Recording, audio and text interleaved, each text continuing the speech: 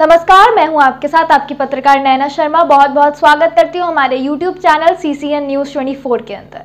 और जैसे कि आप सब ये जानते होंगे कि कतर ने हमारे 8 नव सैनिकों को फांसी की सजा सुना दी गई है। उन पर इल्जाम लगाया गया है कि वो घुसपैठिए हैं, वो जासूसी करने वहां पर आए थे। जासूसी का इतना बड़ा इल्जाम उनके ऊपर लगाया गया है, लेकिन विपक्ष का हमारा एक ही सवाल है कि मोदी जी इस पे कोई रिएक्शन क्यों नहीं कर रहे हैं, मोदी जी इस पे कोई बात क्यों नहीं कर रहे हैं, वो अपनी चुप्पी क्यों नहीं तोड़ रहे हैं। आपको बता दें कि हमारे माननीय प्रधानमंत्री श्री मोदी जी इस समय वो गोवा में उपस्थित हैं। वो गोवा के अंदर है, वहां पर राष्ट्रीय खेलों का उद्घाटन कर रहे हैं। एक बहुत बड़ा सवाल ये भी है कि माननीय प्रधानमंत्री जी के लिए राष्ट्रीय खेलों का उद्घाटन इतना ज्यादा जरूरी है कि वो गोवा चले गए, लेकिन उन्होंने इस बात पे, ये जो हमारे 8 नव सैनिक फांसी की सजा सुना दी गई है, तो वहां पर हमारे मोदी जी ने कुछ नहीं कहा। ऐसा क्यों?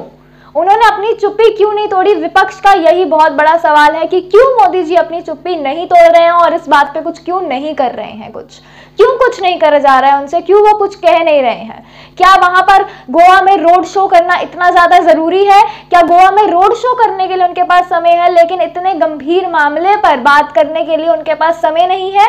गोवा में इस समय तो वैसे कोई चुनाव भी नहीं आ रहे हैं, क्योंकि हमारे प्रधानमंत्री जी वहां पर ज्यादा काम करते हैं जहां चुनाव आ रहे हो, ताकि वो जीत सके, लेकिन अभी तो वहां चुनाव भी नहीं आ रहे हैं। तो क्यों मोदी जी चुप्पी बनाए बैठे हैं इस बड़े मामले पर? कतर के मामले पर कुछ बोल नहीं रहे हैं, और बल्कि जो हमारी ऑपोजिशन पार्टी है वो पूरी तरह से मोदी जी पे सवाल उठाए जा रहे हैं कि वो क्यों अपनी चुप्पी नहीं तोड़ रहे हैं। इसके साथ विदेश मंत्रालय ने ये कहा है उनसे जो बल पड़ेगा वो करेंगे, और अपने भारत के जो नव सैनिक हैं उनको वापस भारत लाने की पूरी कोशिश करेंगे। वो हमारे पूरी तरह से सैनिकों के साथ हैं।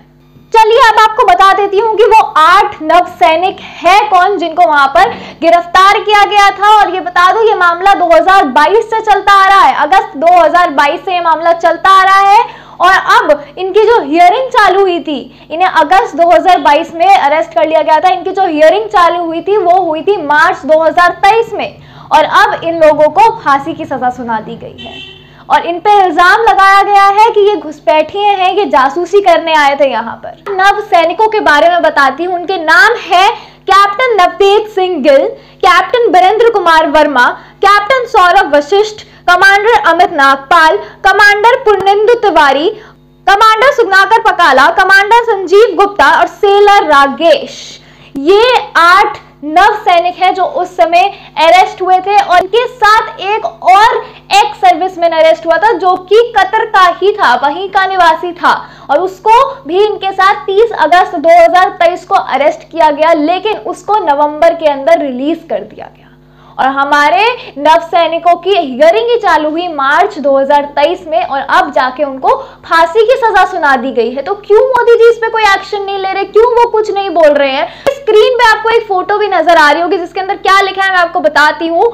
At the time The 8 former naval personnel, 7 officers and 1 sailor, जैसे कि मैंने आपको बताया 7 ऑफिसर्स हैं, उसके अंदर एक सेलर था, seller Ragesh, were detained. They were all working for AI Global Technologies and Consultant Services, a private firm owned by an Oman Air Force officer that provide training and other services to Qatar's armed force and security agency. They were believed to have and overseeing the induction of Italian mid-jet scaled submarines into Qatari Navy. तो जैसे कि ये चीज मैं आपको पहले भी बता चुकी हूँ कि उस समय हमारे 7 ऑफिसर्स और सेलर पर्सन के साथ वहां का एक एक्स सर्विसमैन भी अरेस्ट हुआ था, जिसको नवंबर में रिलीज कर दिया गया था। वो जो एक सर्विसमैन था वो वहां का एयरफोर्स का ऑफिसर था उस टाइम पे, और अब वो ट्रेनिंग दिया करता था, जितना ट्रेनिंग दिया करता था और बाकी की सर्विसेज प्रोवाइड करता था कतर की आर्म फोर्स और सिक्योरिटी एजेंसी को। नव सैनिक ये इनके साथ ही काम कर रहे थे इनकी कंपनी में, और कतर ने इन पर इल्जाम लगाया है कि घुसपैठिए हैं, और जासूसी के इल्जाम में इन्हें अब फांसी की सजा भी सुना दी गई है। तो विपक्ष हमारे मोदी जी से, माननीय प्रधानमंत्री मोदी जी से ये गुजारिश कर रहा है, ये बोल रहा है, अपील कर रहा है कि किसी भी तरह से हमारे ये जो नव सैनिक हैं इनको वापस हमारे वतन लेके आया जाए, किसी भी तरह से इनको, इनकी जान को बचाया जाए। वो कमेंट सेक्शन में मुझे जरूर लिख के बताइएगा। मैं हूं आपके साथ आपकी रिपोर्टर नैना शर्मा। फिर से मिलूंगी एक नई वीडियो के साथ। तब तक के लिए जय हिंद, जय भारत।